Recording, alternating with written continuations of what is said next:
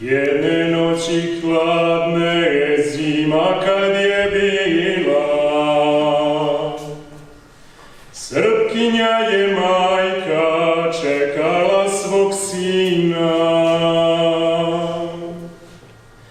Čekala je sina, molila se Bogu, s košara da dođe, donese slobodu.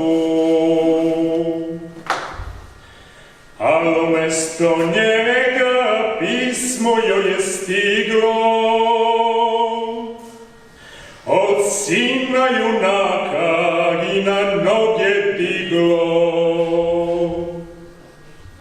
S ovog boja, majko, povratka mi nema,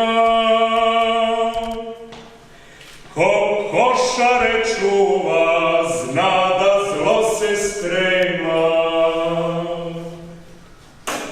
Ja ti, majko, živ se vratit kući neću, i sad već u crkvi zapali mi sveću, da Bog meni pokoj s junacima poda. Skupom cenom, majko, plaća se sloboda. A sina mog uči i ovo mu kaži, tvoj je otac, sine, na nebeskoj straži. Tamo gde je Lazar svoju glavu dao, na kosmetu svetom i tata je pao. A je sada, sine, kraj Miloša stao, a Hristos mu odmah carstvo večno dao.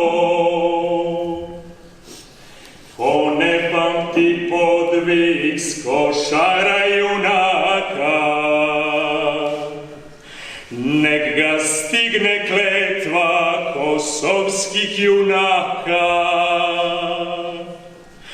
Ko ne pamti podvig s košara junaka,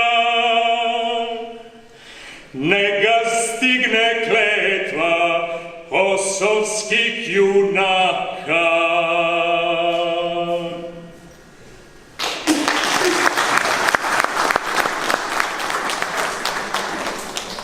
Hvala